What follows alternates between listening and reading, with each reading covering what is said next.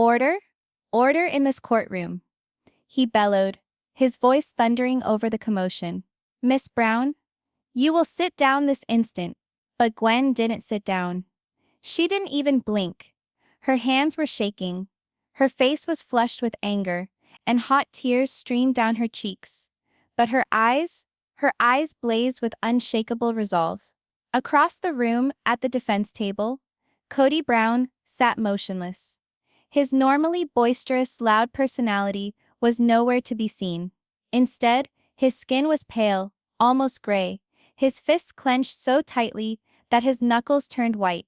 Beside him, Robyn Brown was visibly shaking. She leaned in close, whispering frantically into his ear, her lips moving so fast it seemed like she was begging him to do something. But Kody didn't react. He just sat straight ahead, his jaw locked, his entire body rigid like stone. In the gallery, Christine and Janelle sat side by side, their hands clasped so tightly it looked like they were holding on for dear life. Christine's tears flowed freely, her entire body shaking with sorrow.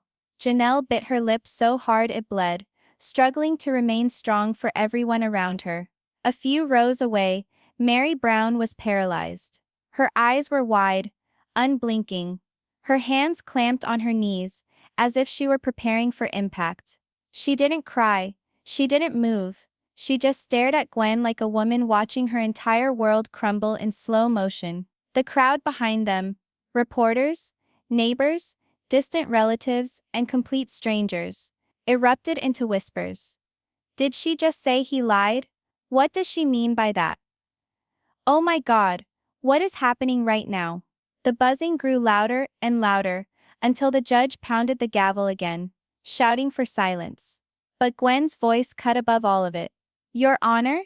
She exclaimed, her voice cracking, shaking but powerful. I can't stay quiet anymore. The entire courtroom came to a standstill. It was like the world stopped spinning for a moment.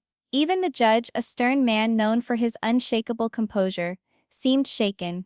His brow furrowed deeply as he looked at her. His voice softer now, almost guarded. Miss Brown, he said slowly, you will need to explain yourself immediately. This is highly irregular. If you have evidence to present, there is a proper procedure. But Gwen interrupted him, her voice booming like thunder. They're hiding something, something that could change everything. The words hung in the air, heavy and ominous. Every single person in that room leaned forward instinctively, desperate to hear what came next. Robyn gasped audibly, clutching Kody's arm as though she might pass out. Don't listen to her, she wailed suddenly, tears streaming down her own face now. She's confused. She doesn't know what she's talking about. Kody finally broke out of his silence. He rose halfway out of his chair, his face twisted in rage. Gwen, stop this, he barked, his voice shaking with rage. You don't know what you're saying. You'll ruin this family. But Gwen didn't let up. If anything, her voice grew louder, stronger, driven by years of hurt and secrets she'd had to swallow. This family was ruined the moment you decided on lies instead of love, she bellowed, pointing straight at Kody, her fingers shaking. And now everyone will finally know the truth. The gallery erupted once more, people shouting, gasping, crying out. Some reporters rushed to scribble down every word, while others raised their cameras, trying to capture the bedlam before them. The judge's face turned red as he bellowed for silence, his gavel crashing so hard it sounded like gunfire.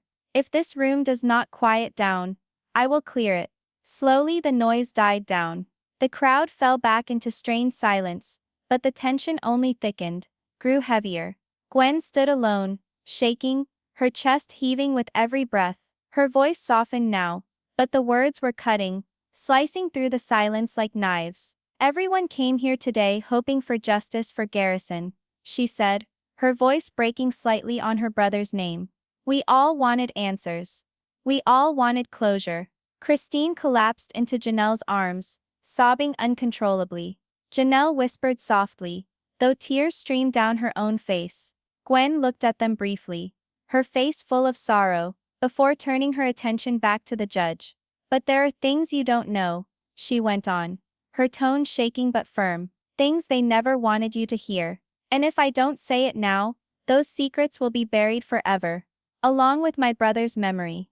She paused, gasping for breath, her eyes darting between the judge, Kody and Robyn. Robyn buried her face in her hands, shaking her head wildly. "Please, Gwen, don't do this," she sobbed, her voice muffled. "You'll regret it. You don't know the harm you'll do." Kody, though, was silent again. But his silence was more frightening than any words. He glared at Gwen with a cold, unblinking stare, his lips pressed into a thin, hard line. It was the look of a man trapped. The judge leaned forward, his hands clasped tightly together. "Miss Brown," he said sternly, "you have the court's attention. If you are accusing someone of withholding evidence or lying under oath, you need to make that clear. I will not stand for vague statements. What exactly are you alleging?" The whole room seemed to hold its collective breath. Christine ceased crying. Meri blinked for the first time in what felt like an eternity. Even the court stenographer's hands hovered above her keyboard, suspended. Gwen's lips quivered as she struggled to get the words out. For a moment, it seemed like she might shatter, like the burden of what she was about to say would break her in two. But then she squared her shoulders. Her face hardened, and when she spoke again, her voice was like steel. "I'm alleging," she said firmly, "that Kody Brown and Robyn Brown have been keeping the truth about Garrison's death from this court, and from this whole family." The room erupted. People screamed.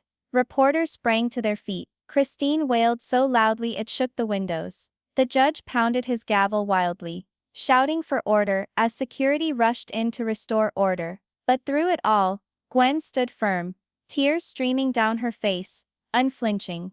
"You wanted the truth," she yelled over the din. "Well, here it is, and it's going to destroy this family." The screen would cut to black here in a video, leaving viewers clamoring to know what happens next. Backstory. Build mystery and suspense.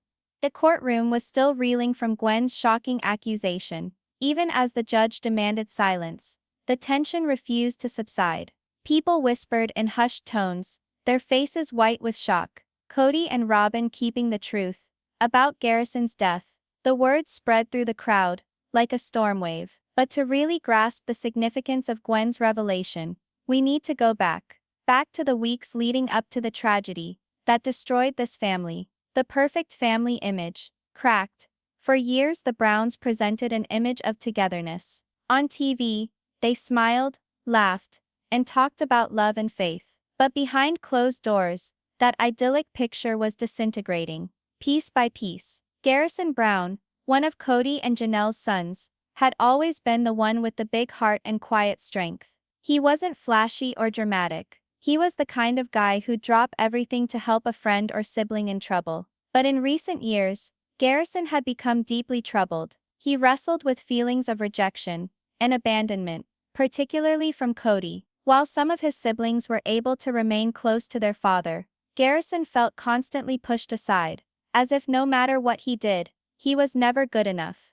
According to Christine, who often served as a mother figure to all the children, Garrison spent countless nights sitting on her porch, just talking. He would confide in her about his fears, his frustrations, and his growing resentment toward his father. He just wanted Kody to care. Christine had said in a previous statement, that's all he ever wanted. His dad to look at him and say, "I'm proud of you." But Kody, he never gave him that. Christine's words broke hearts when they were first heard. But now, as the trial progressed, they took on a much darker meaning. The argument that started it all, the night before Garrison's death, neighbors reported hearing shouting coming from his house. At first, no one gave it much thought. The Browns had always been a passionate family, their arguments loud and fiery, but this one was different. According to testimony, the shouting wasn't just between Garrison and Kody. Multiple voices were heard, including Robyn's. One neighbor, Mrs. Adams, an older woman who lived across the street, described it vividly on the witness stand. "It was late," she said, clutching her hands tightly as she spoke. "I remember because I couldn't sleep. I heard yelling, real angry yelling. At first, I thought it was just a TV show playing loud, but then I realized it was them." She paused, looking nervously at Kody and Robyn before continuing. "I heard Garrison yelling something like, You never cared about me. And then there was another voice. A woman's voice. She sounded cold. I couldn't quite make out every word. But I do remember her saying, if you can't follow the rules, you'll regret it. The courtroom exploded at her testimony. The judge had to call for order 3 times before the questioning could resume. This one statement started to change the story. Up until then, many thought Garrison's death was just the sad consequence of his own personal demons. But now, there was the potential for a confrontation, one that could have gotten out of hand. The bizarre phone calls 2 days before Garrison's death. Gwen got a phone call she would never forget. It was late at night when her phone rang. When she saw Garrison's name flashing on the screen, she immediately picked up. Hey, what's wrong? She had asked, sensing something was wrong. There was a long silence before Garrison's voice came through, low and trembling. I don't know what to do anymore, Gwen, he said. He's different now. And Robyn, she keeps saying things that don't make sense. Gwen's heart dropped. What things? She pressed, trying to keep her voice steady. Garrison hesitated before finally whispering. They're watching me, Gwen. It's like, they're waiting for me to screw up. I think Dad's going to cut me out completely. I don't know if I can handle it. The call ended abruptly, when Garrison's voice suddenly became frantic. I have to go, he said quickly, then hung up before Gwen could say anything. That was the last time she ever spoke to him. The next morning, Gwen tried calling back, repeatedly, but there was no answer. She even texted Robyn, hoping to catch someone in the house, but her message was left unread, with no response. And then came the voicemail. The voicemail of suffering Gwen played the voicemail in court earlier, but during the trial, she described what it was like to first hear it. She had been sitting on her bed, holding her phone, her stomach in knots. When the alert flashed on her phone, her hands shook so hard she almost dropped the phone. The instant she pressed play, Garrison's voice filled the room, shattered, furious, desperate. Dad, I don't get why you hate me so much, he said, his voice choked with tears. I've tried everything but you just push me away. I can't keep living like this. If this is the last time we talk, just know, I'm done fighting for you. Gwen had fallen to the floor in tears, holding the phone to her chest. She wanted to call someone, anyone, but she didn't know who to trust. Hours later, she got the news. Garrison was dead. The official story. When the police arrived, the story was neat and tidy. The first report was that Garrison's death was a tragic accident, with no suspicion of foul play. Kody and Robyn appeared as bereaved parents, tearfully thanking the police for their service, and requesting privacy. Most of the family initially accepted this explanation. They were devastated, too grief-stricken to question it. But Gwen, she couldn't get rid of the feeling that something was off. The voicemail, the odd phone call, the neighbor's account of the fight. It all seemed too coincidental, too convenient. And then there was Robyn's behavior. Robyn's odd reactions from the very start. Robyn's behavior seemed suspicious to Gwen. At Garrison's memorial, while everyone else wept openly, Robyn was eerily calm. She clung to Kody at all times, often whispering in his ear, as if giving him orders. When anyone attempted to talk to her directly about the night of Garrison's death, she would quickly change the subject, or make an excuse. But the oddest moment came a few days later. Gwen overheard Robyn on the phone in a hushed, urgent voice. No, it's handled, Robyn said, pacing the hallway. No one will find out. We just have to stick to the plan. When Robyn turned and saw Gwen standing there, she froze. For a split second, Gwen swore she saw fear cross Robyn's face. But then Robyn's face hardened into a cold smile. Family business, she said smoothly. You wouldn't understand. That was when Gwen knew the truth. Robyn was keeping something from her. The turning point weeks went by, and Gwen's sorrow turned to resolve. She began to rummage through Garrison's belongings, searching for clues. Among his possessions, she discovered a small notebook full of scribbled ideas and snippets of conversation. One page in particular made her blood freeze. It read, "If anything happens to me, check Dad and Robyn. They're the only ones who know the whole story." That was when Gwen knew she couldn't remain silent. She took the notebook, the voicemail, and all the evidence she had, and prepared to confront her family in court. Christine and Janelle were appalled when they heard what Gwen intended to do. "Gwen, you don't realize what this will do," Janelle pleaded, tears streaming down her face. This family, it won't survive. But Gwen was resolute. It's already broken, she said softly. The only difference is now the truth will finally come out. Back to the courtroom.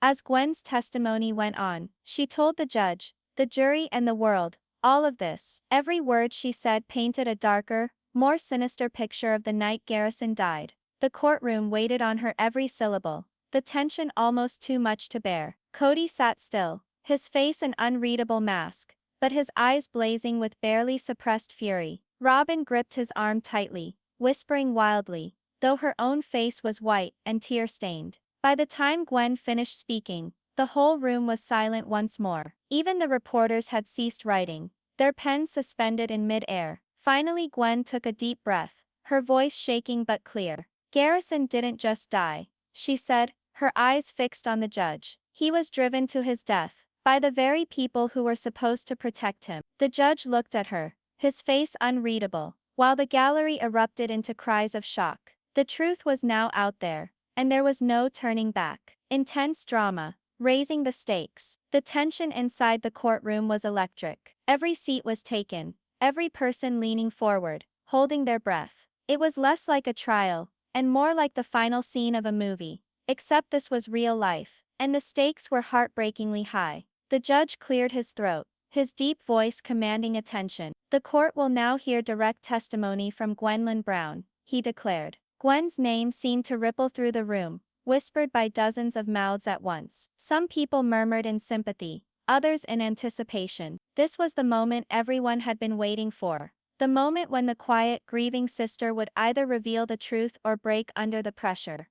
Christine and Janelle exchanged a worried glance, both of them clutching tissues, their hands shaking. Meri sat stiff, her arms folded tightly across her chest like armor. Reporters raised their cameras and phones, the soft clicks and flashes filling the room like a swarm of buzzing insects. And then, Gwen stood, walking to the stand. She moved slowly, almost mechanically, as if her legs didn't want to carry her forward. Each step echoed sharply against the marble floor, her heartbeat pounding louder with every step. As she reached the witness stand, she caught sight of her father. Kody was staring at her, not with love, not with grief, but with a cold, piercing glare that sent a shiver down her spine. Beside him, Robyn clutched his arm like a drowning woman clinging to a lifeboat. Her lips were moving rapidly, whispering something Gwen couldn't hear. But her wide, tear-filled eyes told Gwen everything. Fear. For the first time Gwen thought, they know they've been caught. The bailiff held out the Bible. Raise your right hand, he instructed. Gwen's voice trembled as she repeated the oath, swearing to tell the truth, the whole truth, and nothing but the truth. When she sat down, her hands gripped the wooden railing so tightly her knuckles turned white. The first questions. The prosecutor, a calm, methodical woman named Miss Carter, approached the stand. Gwen, she began softly. I know this is difficult, but can you start by telling the court about your relationship with your brother Garrison? Gwen nodded, swallowing hard. He was my best friend, she said, her voice breaking. He was kind, gentle, and always looking out for everyone else. But he was in pain too. Tears pricked at her eyes, but she pressed on. He just wanted Dad to love him. That's all he ever wanted. A muffled sob escaped Christine, who immediately buried her face in her hands. Janelle rubbed her back, tears streaming her own face. Miss Carter gave Gwen a moment before going on. Can you tell me what you mean by pain? Gwen's jaw clenched. Dad, he treated Garrison like an outsider, she said. Every decision, every conversation, it felt like Garrison had to prove himself to the family. And even then, it was never enough. Her voice grew stronger as anger seethed beneath the grief. While Robyn's kids received attention, love and protection, Garrison received ignored, or worse, criticized for not being loyal enough. At the defense table, Robyn winced, shaking her head. Kody, however, remained eerily still, his jaw clenched tight. The night of the fight, Miss Carter moved closer. Gwen, let's discuss the night before Garrison's death, she said cautiously. Did you happen to be in the house at that time? Gwen shook her head. No, but I heard them. The crowd shifted. Even the judge leaned forward slightly. What do you mean you heard them? Miss Carter asked. Gwen took a shaky breath. That night, I was on a video call with one of my sisters, she explained. We were chatting when, in the background, I heard yelling. At first I thought it was just the TV. But then, I recognized the voices. Her gaze snapped sharply toward Kody and Robyn. It was Dad. And Robyn. Gasps rippled through the room. Robyn immediately leapt to her feet. That's a lie, she shrieked. Her voice shrill and panicked. She's making this up to hurt us. The judge slammed his gavel. Mrs. Brown, sit down. You will have your turn to speak. Robyn reluctantly sat, shaking violently, while Kody whispered something to her, his face like stone. Miss Carter nodded sympathetically at Gwen. Go on. What did you hear? Gwen's hands trembled as she relived the memory. Garrison was yelling, she said, her voice cracking. He sounded so hurt. He kept saying, you never cared about me, over and over. And then I heard Robyn say something cold, something that still haunts me. If you can't follow the rules, you'll regret it. The gallery erupted once more. Reporters yelled questions. Flashes popped like lightning. And Christine hugged Janelle, as they both cried. The judge pounded his gavel again and again. Order, order in the court. When finally there was silence, Miss Carter nodded for Gwen to go on. Gwen's breaking point. Gwen's face contorted with emotion. After that, there was just silence. She said quietly, I didn't know what to do. I tried calling Garrison but he didn't answer. The next morning, he was gone. Christine let out a sob, that was almost a wail, collapsing forward. Meri finally covered her mouth, tears streaming silently down her face. The prosecutor's voice changed, growing more intense. Gwen, you said earlier that you had something important to share with this court, something that you believe proves Kody and Robyn have been lying. Can you tell us what that is? The whole room seemed to hold its breath. This was it. The moment everyone had been waiting for. The phone slammed. Gwen reached into her pocket and pulled out her phone. Her hand shook so hard that the device nearly fell from her fingers. I didn't want to play this, she whispered. It's the hardest thing I've ever had to do. But, my brother deserves justice. Kody's eyes went wide for the first time throughout the entire trial. Gwen, no, he bellowed, half leaping out of his seat. Don't you dare. The judge's gavel came down like thunder. Mr. Brown, sit down at once. But Kody ignored him, lunging at Gwen. Two bailiffs caught him, holding him back as he thrashed and screamed. She's twisting things. She doesn't understand. Robyn was screaming too now, her voice cracking. Please Gwen, don't do this to our family. The chaos was deafening, until Gwen screamed, her voice cutting through it all like a knife. Then explain this. She slammed the phone onto the witness stand, so hard it rang out across the room. The whole courtroom fell silent. The build-up. The judge massaged his temples, obviously tired, then nodded to Miss Carter. Proceed, he commanded. Miss Carter carefully picked up the phone and plugged it into the court's sound system. We will now play the voicemail left by Garrison Brown. On the night he died, she declared. Everyone in the room appeared to hold their breath. The voicemail. There was only static at first. Then Garrison's voice filled the courtroom, raw, broken and full of anguish. Dad, I don't know why you hate me so much, he said, his voice shaking. I've tried everything, but you just push me away. I can't keep living like this. If this is the last time we speak, just know, I'm done fighting for you. Christine fell into Janelle's arms, sobbing. Meri's body trembled as silent tears streamed down her face. Even some of the members of the jury covered their mouths, visibly shaken. But then, another voice came through. Deep, cold and unmistakable. Let him go, Kody said flatly on the recording. If he can't be loyal, he's no son of mine. The silence that followed was deafening. Robyn let out a scream, falling to her knees. No, no, no, she cried, clutching her head. That's not what he meant. It's not what it sounds like. Kody, however, remained silent. His face was white, his eyes wild, like a man watching his whole world fall apart in slow motion. The aftermath. When the recording stopped, Gwen stood tall, her tears replaced by fierce determination. My brother didn't just die, she said firmly, her voice ringing out in the chamber. He was abandoned, betrayed. And now, everyone finally knows the truth. The judge leaned forward, his face somber. Mr. Brown, he said sternly. Do you care to explain this? For the first time, Kody's confident, commanding voice wavered. It's not what you think, he stuttered. That recording was taken out of context. She doesn't understand. But no one was listening anymore. The jury's faces had changed. The spectators were whispering furiously. And Gwen's eyes burned into Kody like fire. This wasn't just a trial anymore. It was the moment of reckoning.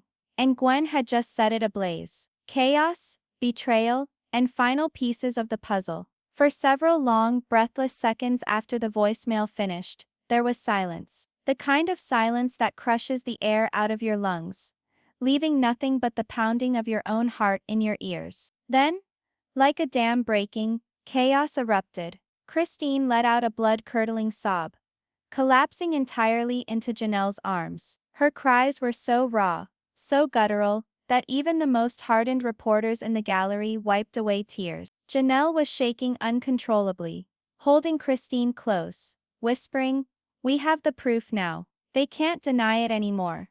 They can't." Across the room, Meri sat frozen, her lips trembling, her face ghostly pale. She looked between Kody and Robyn, with wide, unblinking eyes, as though she were seeing them clearly for the first time. Reporters leaped to their feet, shouting questions, their cameras flashing like lightning. The gallery buzzed with gasps and screams, everyone trying to process what they had just heard.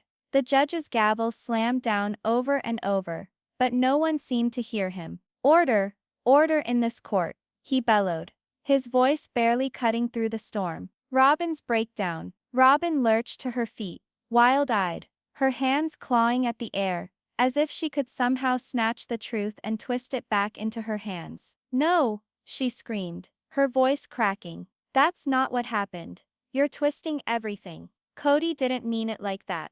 She turned on Gwen, her face smeared with tears and mascara. "You don't understand what you've done," Robyn shrieked, pointing an accusing finger. "You've destroyed this family. Your brother was struggling, yes. But this," she choked on her sobs, "this isn't the whole story." Gwen didn't blink. She didn't even flinch. "The whole story," she repeated, her voice shaking but firm. "The whole story is that you and Dad left him alone in his pain. You let him think he didn't matter, and when he begged for your love, you turned your backs on him." Her words were like knives, cutting through the courtroom. Robyn stumbled backward, clutching her chest as if Gwen had actually hit her.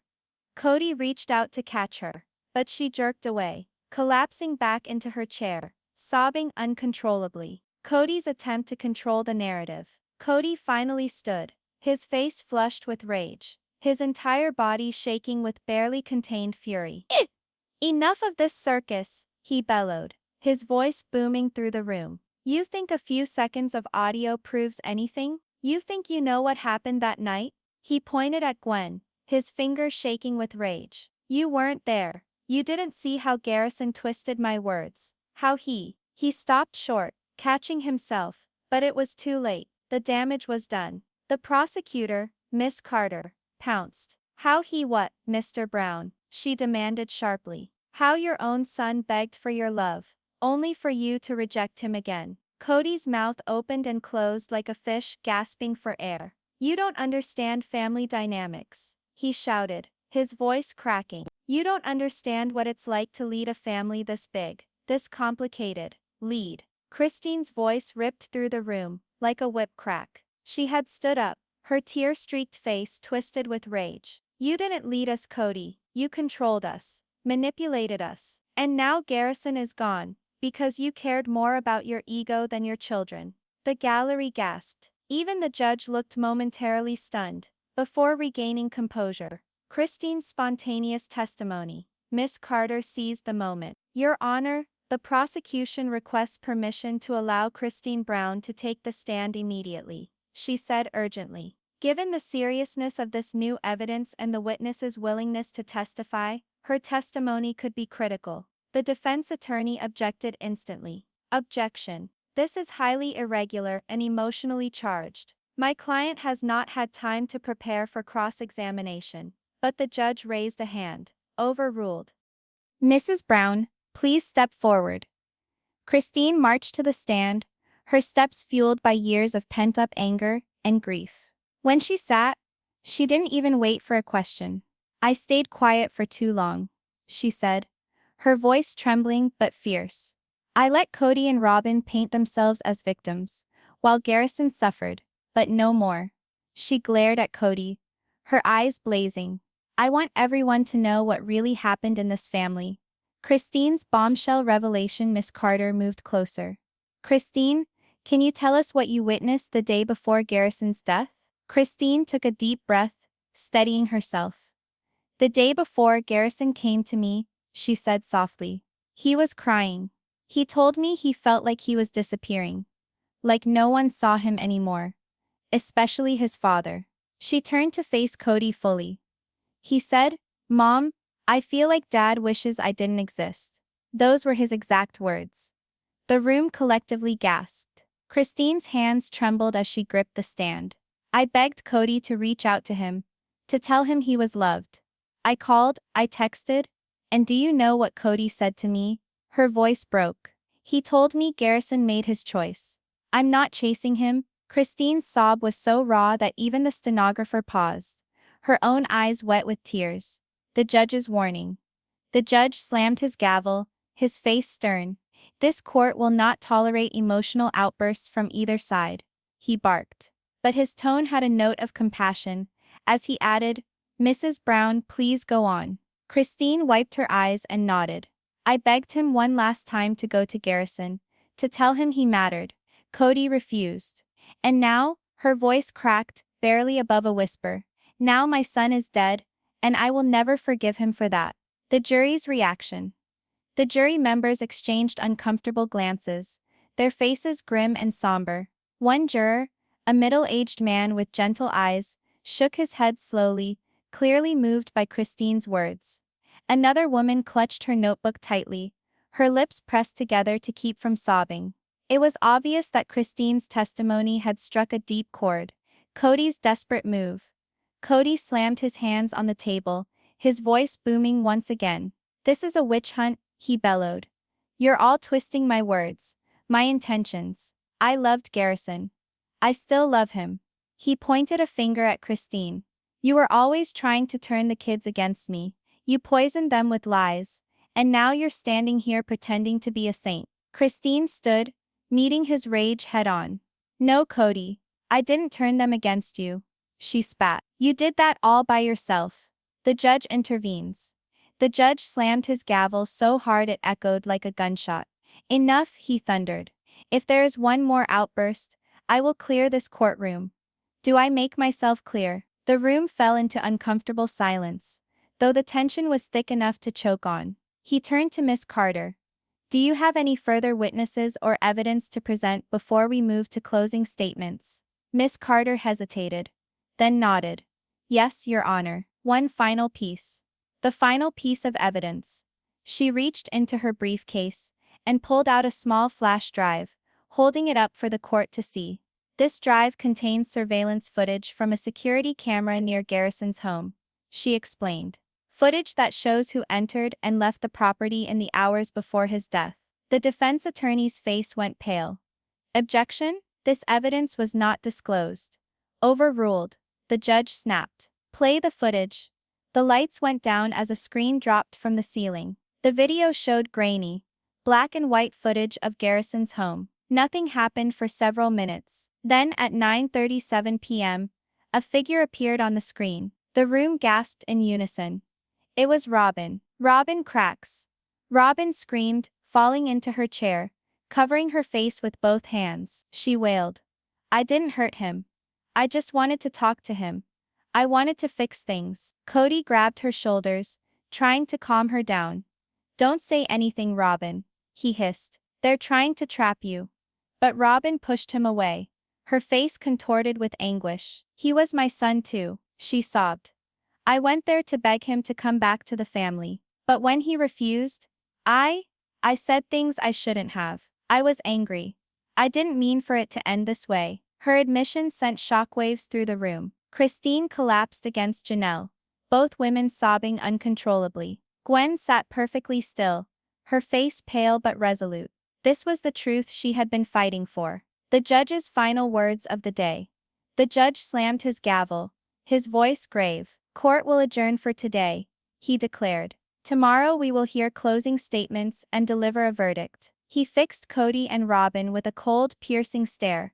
And I strongly advise both of you to consider your next words very carefully. As the courtroom emptied, the Brown family remained divided, some consumed by grief, others by guilt, and one determined daughter ready to see justice finally served. Truth revealed, lives shattered forever. The next morning, the courthouse was surrounded by swarms of reporters. Cameras flashed endlessly, microphones thrust forward, voices shouting over one another. Did Kody know about Garrison's final moments? Is Robyn facing charges? Will the family ever recover from this? The world was watching. Inside, the courtroom was just as tense as the day before. Christine and Janelle sat together, their faces pale and drawn, clutching tissues like lifelines. Meri sat a few rows away, hands folded tightly in her lap, her expression unreadable. And then there was Gwen, standing tall, her shoulders squared. She was tired, her eyes puffy from crying, but there was fire in her eyes. Today she would complete what she had begun. At the defense table, Robyn sat shaking, her hands wringing a crumpled tissue. Kody sat next to her, his face a mask of stone, though a slight tremble betrayed the fury seething beneath his tightly controlled exterior. The judge appeared, his black robe flowing behind him like a dark cloud. Court is now in session, he announced. We will hear closing arguments before rendering a verdict. The prosecution's final blow, Miss Carter.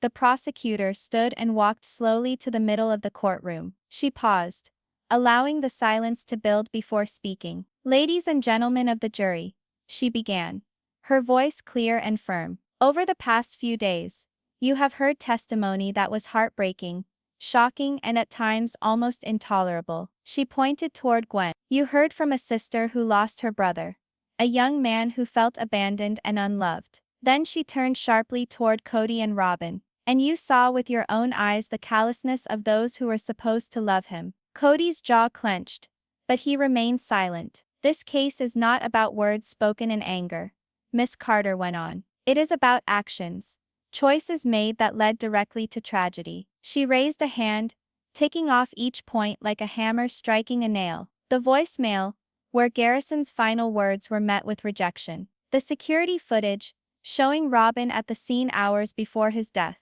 And the confession you all heard with your own ears. Robyn whimpered softly, covering her face with her hands. The defense would have you believe this was all just a misunderstanding, Miss Carter said, her voice rising. But there is no misunderstanding.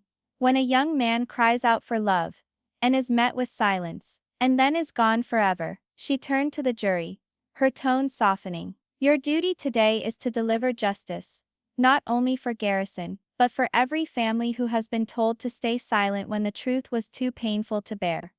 Her last words echoed through the courtroom like a bell. Do not let lies prevail. Hold them accountable. Then she stepped back, her head held high. The defense's last attempt. Kody's lawyer, Mr. Barnes, stood up slowly, adjusting his tie. He strode to the middle of the room, with a calm, almost paternal air. Ladies and gentlemen, he said smoothly, this case is soaked in sorrow. And sorrow, as we all know, can distort memories. It can cause good people to see evil where there is none.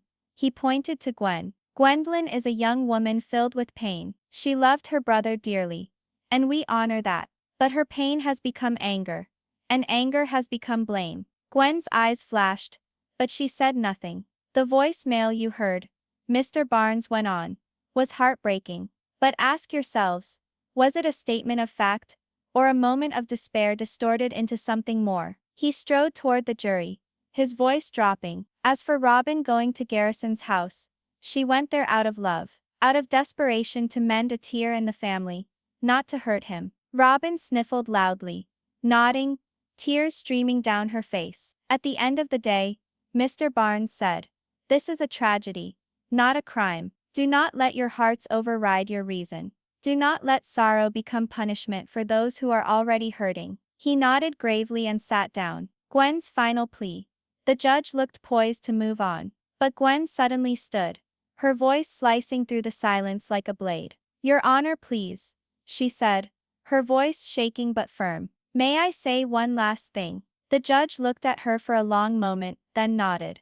Briefly. Gwen strode to the middle of the courtroom. She didn't have a lawyer's sheen or a prepared speech. She had only her truth. My brother is dead, she started, her voice cracking, and for months I remained silent because I didn't want to believe what I already knew. She turned to the jury, tears streaming down her face. I heard the fight. I heard Robyn threaten him. And now you've heard it too. You've seen the footage. You've seen how they've lied over and over again. Her fists clenched. This isn't just about grief. It's about responsibility. My brother deserved love. He deserved to feel safe. And instead he died thinking he didn't matter. Her voice rose to a scream. Please, don't let them get away with this. The courtroom was silent for a heartbeat, the weight of her words pressing down like a storm. Then Gwen slowly returned to her seat, collapsing into Christine's arms. The jury deliberates. The judge turned to the jury, his face grave. You have heard the evidence. It is now your duty to deliberate and return with a verdict. The jury filed out, leaving the rest of the room in tense silence. Minutes ticked into an hour. The Brown family sat frozen, barely breathing. Reporters whispered frantically, their fingers flying over keyboards. Kody sat rigid, his face pale but unreadable. Robyn shook beside him, whispering prayers under her breath. Finally the doors opened, and the jury returned. The foreman handed a folded piece of paper to the judge. The entire courtroom held its breath. The verdict, the judge unfolded the paper and read aloud. On the charge of obstruction of justice, we find the defendants guilty. Gasps filled the room. Robyn let out a strangled scream, collapsing forward. Kody's face turned red with fury, his hands gripping the table so tightly, his knuckles turned white. The judge continued. On the charge of negligent endangerment, contributing to the death of Garrison Brown, we find the defendants. The room went silent. Guilty. Chaos erupted. Christine and Janelle clung to each other, sobbing with relief. Gwen covered her face, shaking uncontrollably. Robyn fell to the floor, wailing. Kody surged to his feet, shouting incoherently, "This isn't justice. This is a lie." Bailiffs rushed to restrain him, as he thrashed violently. The judge slammed his gavel over and over. Order. Order. In this courtroom. The shocking twist.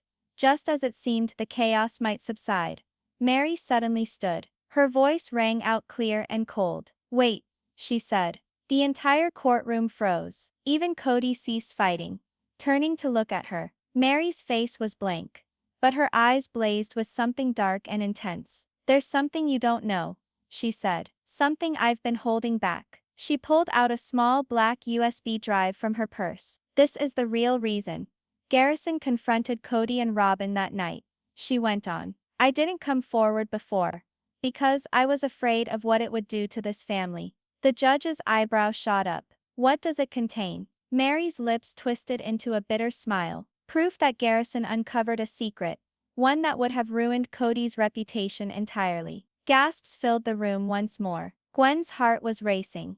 "What secret?" she bellowed. Meri held up the USB, her voice cold and deadly. "You'll see," she said. "But just know this. Kody wasn't the only one with blood on his hands." The screen went black, and bold white letters flashed on. "To be continued."